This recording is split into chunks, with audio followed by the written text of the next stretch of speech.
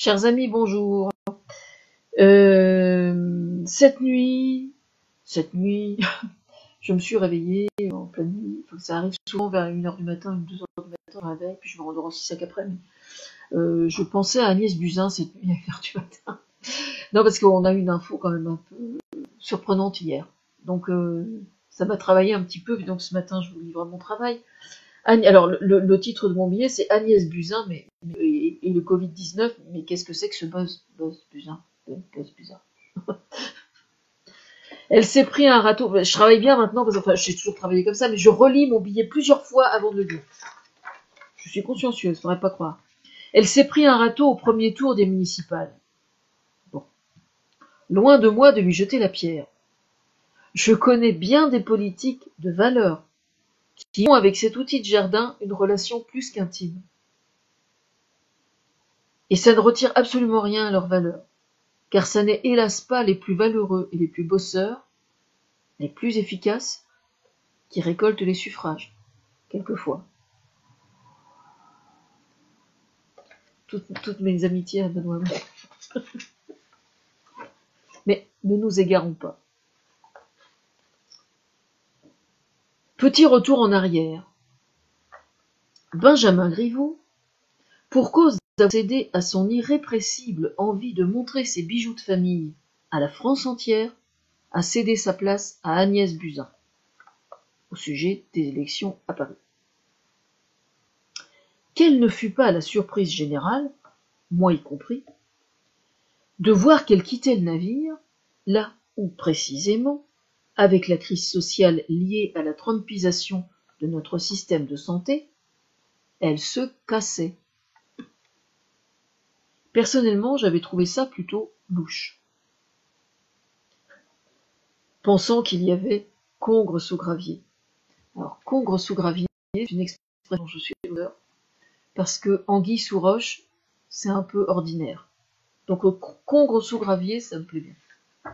L'anguille est tout petite et la roche est très très grosse. Donc, congre très gros et gravier tout petit. D'accord ?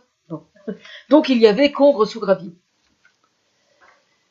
Parce que, en tant que ministre de la Santé à l'époque, je pense que c'est une femme courageuse quand même, hein, très courageuse. Parce que bosser avec Macron, ça doit pas être rigolo tous les jours. Comme on dit chez nous, je pense que quelquefois il devait y avoir du poil d'arraché. En bref. Et là, après son râteau, puisque comme Villani, Villani lui est parti rediscuter avec son boulier. Aux dernières nouvelles, c'est ce qu'on a appris. L'intelligence artificielle et le boulier, sachant que le boulier est d'origine chinoise. Et elle a réouvert son matériel de la parfaite petite infirmière, Agnès Buzyn. Et là, elle a remis son petit stéthoscope en plastique. Toussez, qu'on vous dit. Ouvrez la bouche pour voir. Toussez, qu'on vous dit. Bon.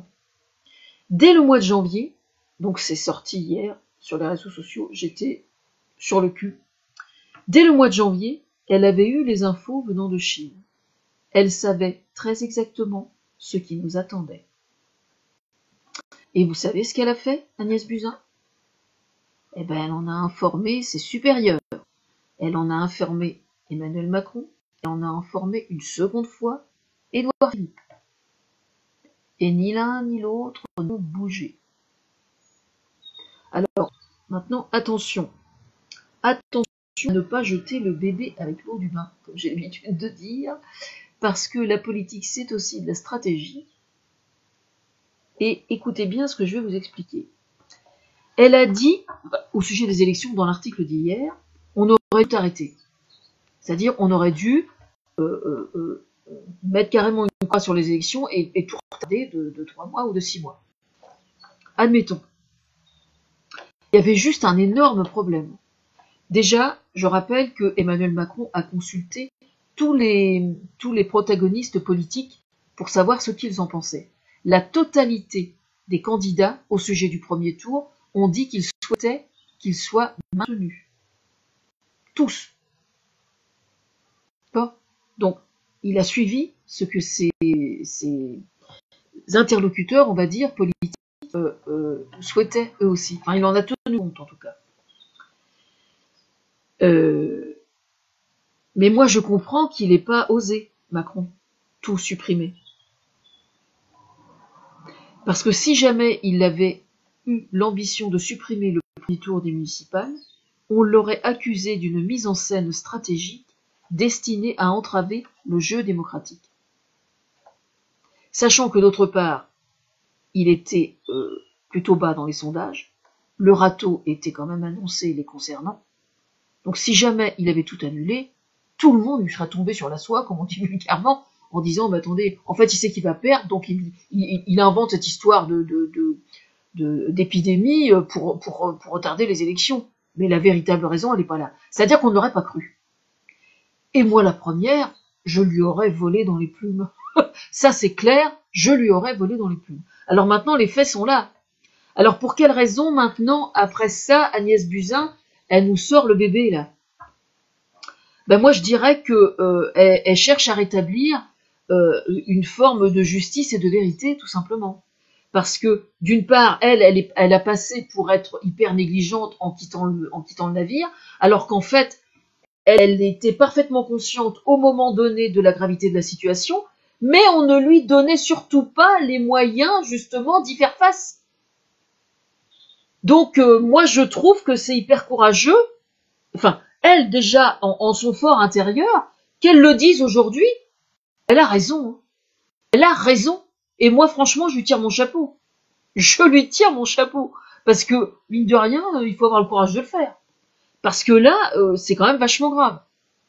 Mais d'un autre côté, au moment où ça nous est tombé dessus, avec la proximité des élections, franchement, je vois pas très bien, avec la meilleure volonté, je vois absolument pas comment Macron aurait pu faire autrement, quoi.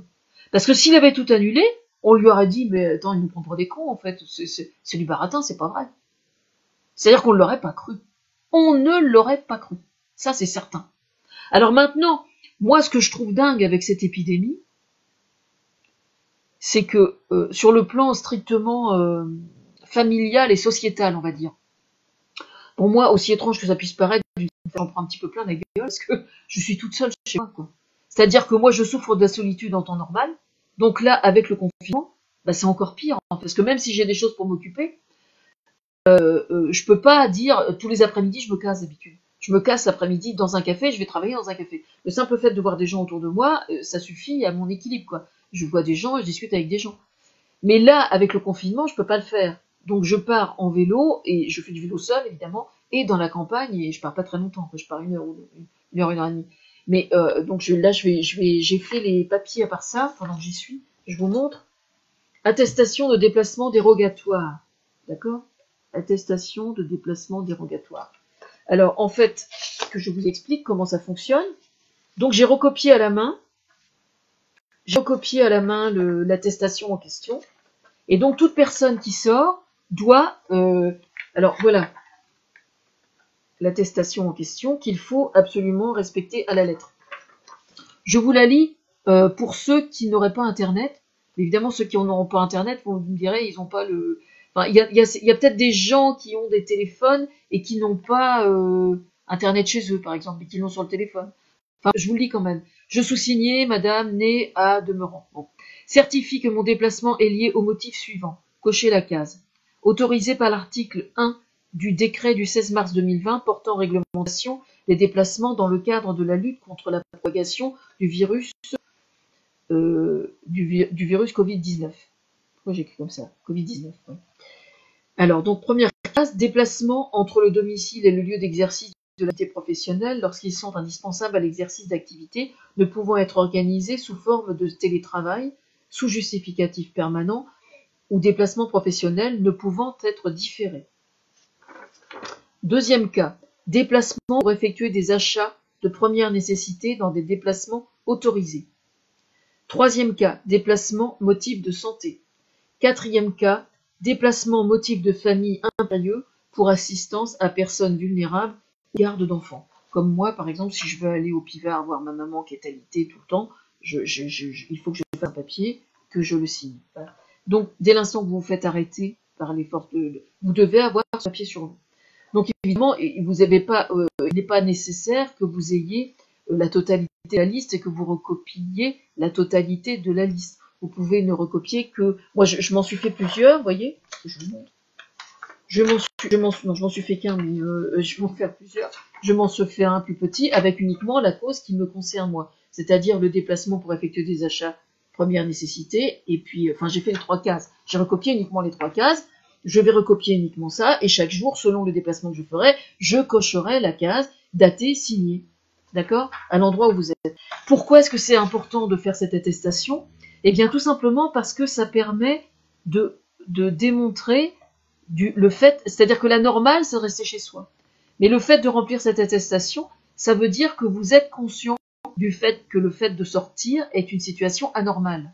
Donc c'est pour ça que c'est important de le faire. Voilà. Alors donc moi je cautionne entièrement ça. Ça c'est clair. Voilà.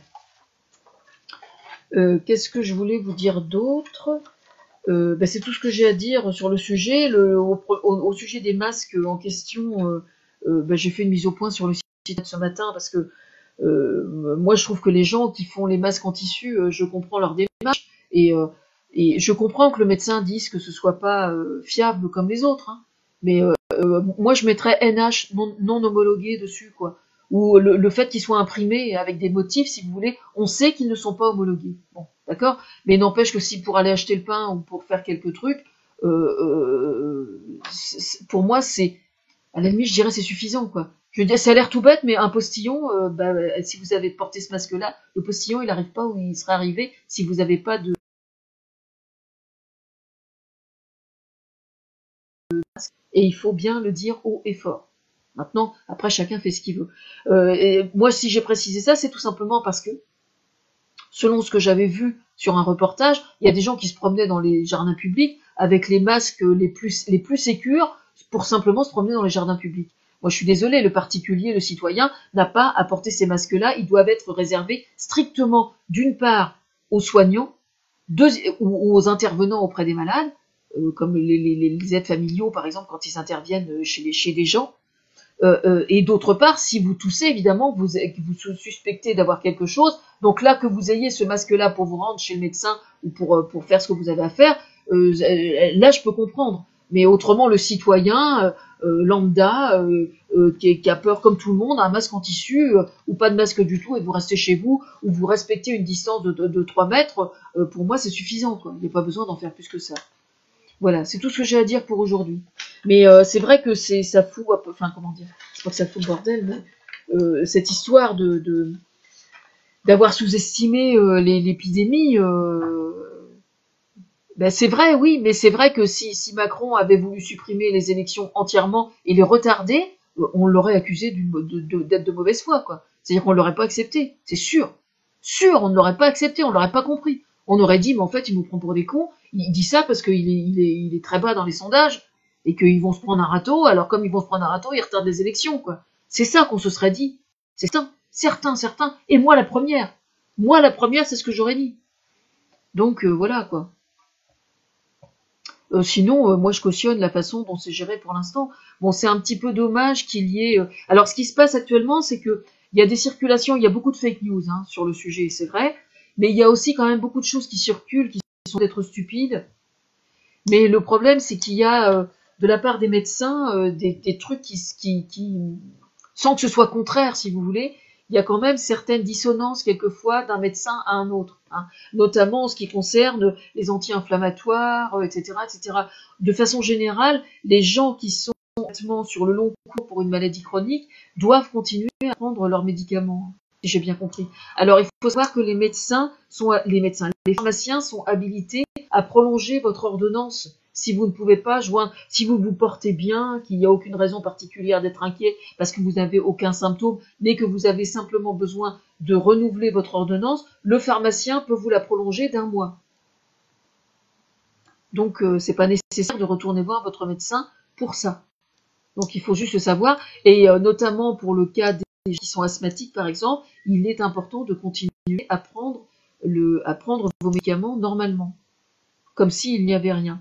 Alors, le problème, c'est qu'hier, par exemple, sur Messenger, on m'a donné un message émanant d'un médecin qui travaille dans les hôpitaux et donc qui travaille qui donnait un certain nombre de consignes. Et puis ce matin, j'entendais, pas l'une des consignes, mais un truc qui était dit dans ce message, qui était contredit ce matin sur France Inter. Vous voyez ce que je veux dire? Donc, alors que tout le reste me paraissait sensé. Donc, c'est pour ça que c'est pas facile. Donc, ce que je vais faire, en fait, c'est que je ne vais copier-coller aucun message que je reçois sur le sujet. Et par contre, quand je vois des choses et que je fais des remarques, je suis en communication, moi, avec France Inter, comme n'importe quel citoyen peut l'être, je le précise, parce que vous avez même un répondeur 24 heures sur 24 uniquement sur le sujet. Donc, vous pouvez très bien leur envoyer plein d'infos. Et puis, eux font tri et voient. Donc, moi, c'est quelque chose qui me dérange ou que je trouve bizarre ou quoi que ce soit, je communique avec eux. Et donc, fiez-vous à France Inter. Fiez-vous à France Inter, ce sont des gens très fiables et qui font du très bon travail par téléphone ces temps-ci. Moi, je suis pas par téléphone, mais je suis là quand même. Bon, je pense que cet après-midi, je vais encore faire mon coup de vélo, parce que profitez qu'il fait beau en plus, quoi, parce que pour l'instant, il fait beau. Alors surtout, si jamais vous baladez, faites hyper attention de ne pas vous éloigner, de ne pas, de respecter les distances entre chaque personne, de 2 mètres. Il faut 2 mètres entre chaque personne, quoi. Parce que le problème, vous pouvez très bien vous dire bonjour à 2 mètres, quoi. Moi, j'ai croisé hier, j'ai fait un tour de vélo pendant 1h30 à peu près. C'est très étrange parce que même dans les campagnes, vous ne croisez aucune voiture, quoi. J'ai dû croiser, alors que la densité de population au Normandie est quand même assez importante, et d'habitude j'aurais dû croiser, je sais pas, 30 ou une trentaine de voitures quand même, quoi. J'ai dû être doublé ou croiser 3 voitures, quoi, sur 1h30 de balade. Donc c'est vrai que c'est très bizarre. J'ai croisé 3 cyclistes, on s'est dit bonjour. On s'est dit bonjour comme ça. on s'est dit bonjour. Mais alors qu'on se serait pas dit bonjour. Non, il y en a un qui était plus con que la moyenne qui m'a pas dit bonjour. Des gens bizarres, hein, quand même. Situation exceptionnelle, traitement exceptionnel. Moi, ce que je trouve déstabilisant dans cette maladie, et qui m'interroge vraiment, c'est le fait que ça, comment dire, que ça interroge le transgénérationnel, quoi. C'est-à-dire qu'on nous explique que les enfants ont tous les risques d'être porteurs, et que si jamais ils font un bisou à la grand-mère ou au grand-père, il y a vraiment un risque de l'éliminer, quoi. Et c'est vrai que ça, c'est extrêmement... moi, personnellement, c'est ce qui m'interpelle le plus, quoi. C'est dingue, quoi. Bon, par contre, quand on voit ce que ça donne aux États-Unis au sujet du port d'armes, alors ça c'est interpellant. Ça, c'est interpellant.